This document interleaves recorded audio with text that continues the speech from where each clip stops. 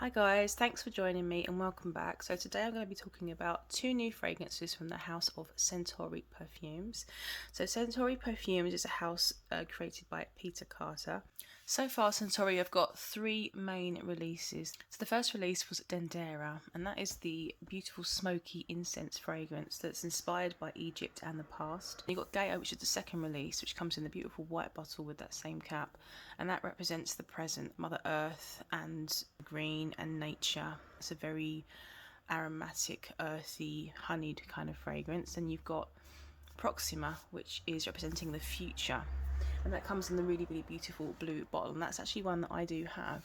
So that's the third release from the house of Centauri, and this is a really beautiful fruity tropical fruit kind of fragrance. It represents the future in a way that you would wonder how a new planet would smell if it has been untouched by man. And so that is a lovely fruity strawberry aldehydes kind of musk scent, really beautiful. And all the fragrances come in the same bottle but are just a different colour depending on what story it belongs to. And that cap is just the most beautiful fragrance cap I've ever seen. So much work, detail and meaning goes in to these fragrances from Peter. But there have also been a few limited releases to raise money for different charities.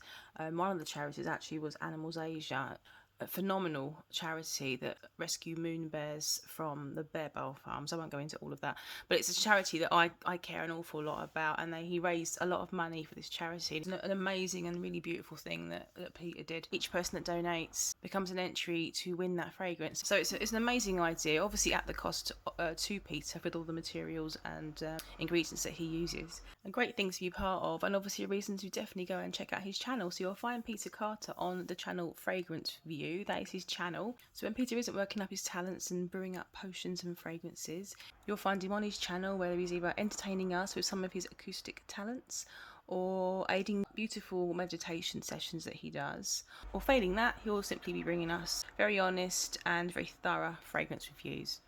So that's just a little bit of background.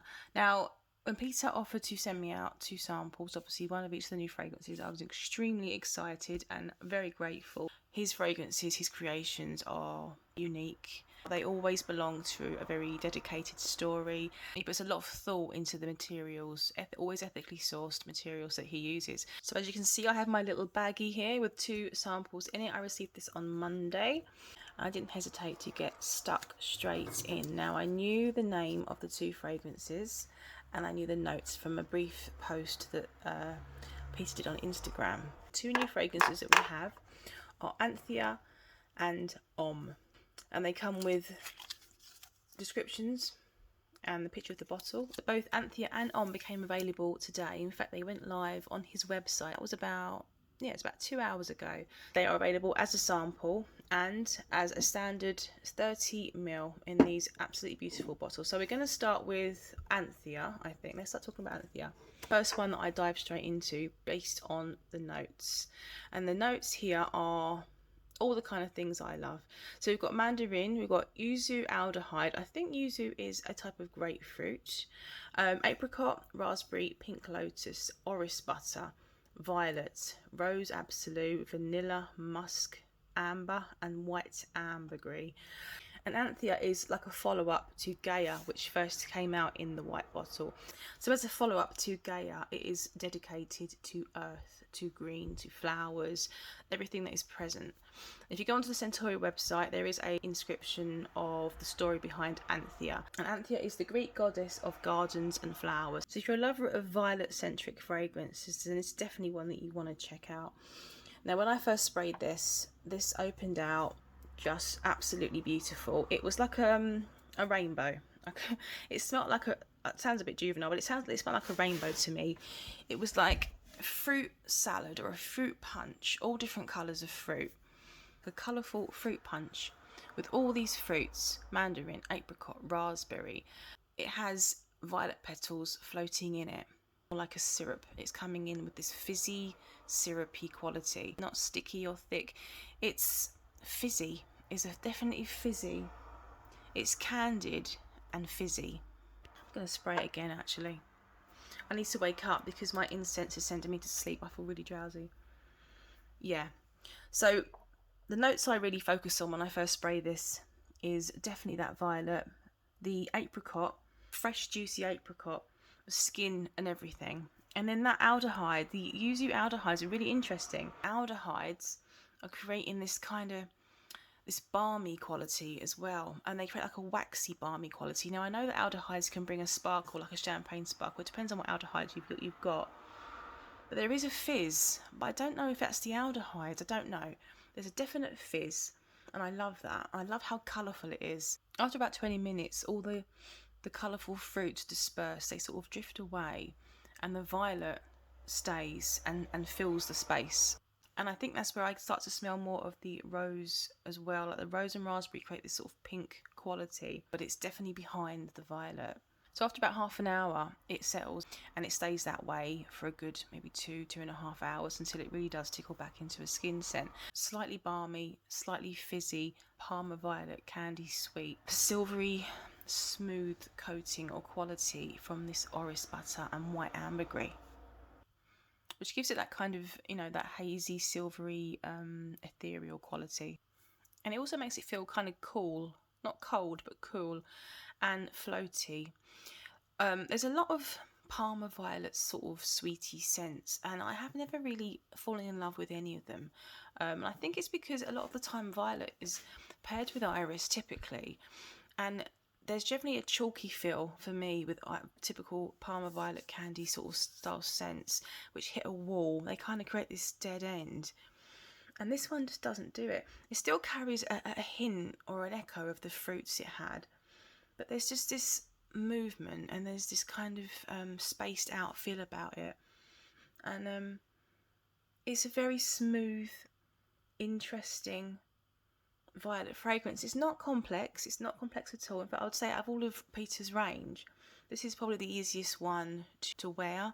Nothing challenging, but it is beautiful.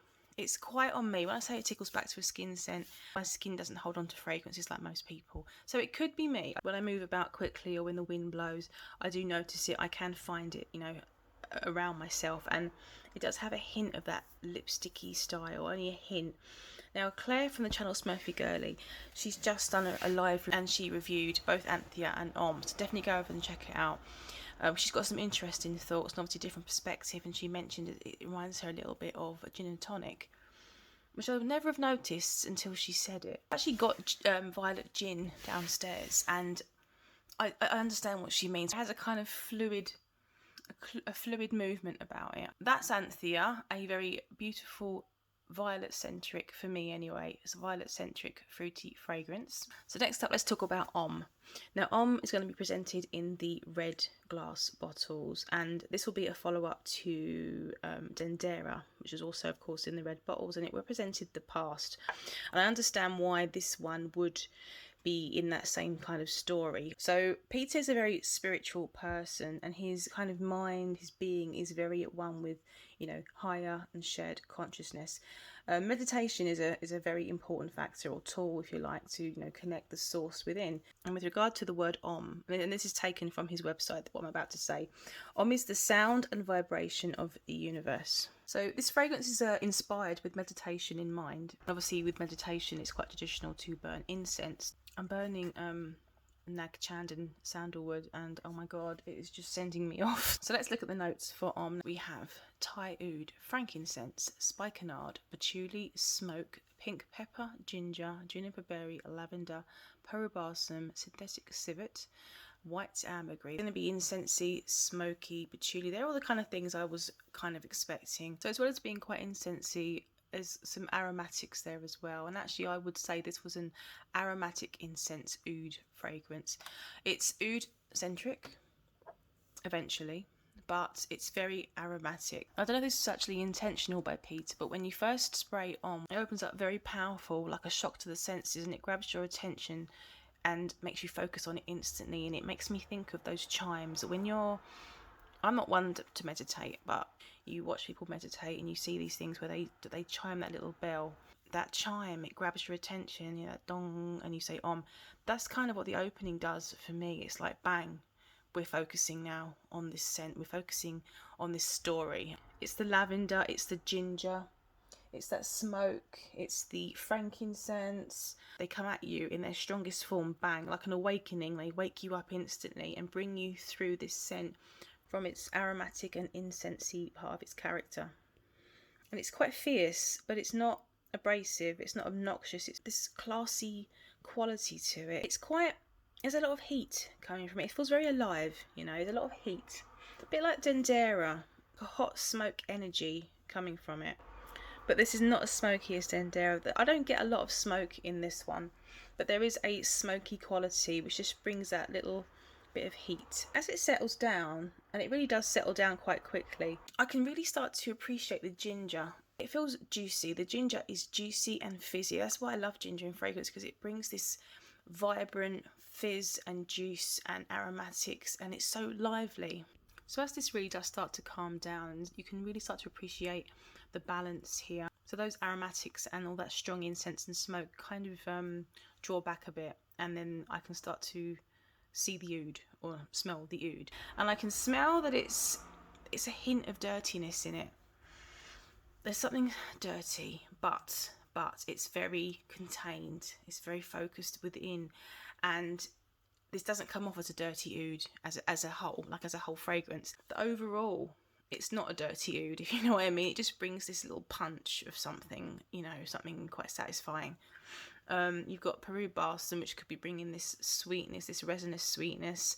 That white ambergris, that's kind of bringing that, again, that silvery quality, that lovely floaty sort of silvery plump quality. On my skin, I find the ginger and juniper berry, they fade back to the background quite a bit, but they still bring this slight hue of something fruity there, just enough to balance out of that oud. They kind of, yeah, you can, if you're picking out the dirty part of the oud, you'll pick out the fruitiness. So again, with that very balanced feeling. On the whole, Om is actually a very smooth oud. It's a kind of classy, aromatic, uplifting, but still mild-mannered oud fragrance. It doesn't get beastly on me at all. It just smells pleasant. It smells kind of reassuring. It reminds me of my dad on Christmas evenings, because that was his favourite time of the year, Christmas Eve. He just loved Christmas Eve. And that was when he would put out his favourite whiskey, one that you'd have that peaty sort of smell. It's smoky, but he'd always have ginger ale with it. So yeah, it reminds me of a smoky whiskey with ginger ale on Christmas Eve. It's a whiskey-like aroma and ginger ale. It really is beautiful. I don't know if I've inhaled too much incense smoke, but if you were to strip away time, relevance, if you could possibly imagine the scent or sensation, it represents the beginning of everything, you know. That's the feeling I get with Om. I mean, it's obviously very relevant to the story and the concept behind it, but that is what I get from Om, and it is very beautiful. So that is as much as I can tell you of my thoughts and feelings so far on Antheia and Om. Two really great releases from Peter Carter from Centauri Perfumes. Definitely check out Peter's channel on Fragrance View. Thanks so much for watching, guys, and I will see you again on my next one. Take care. Over and out.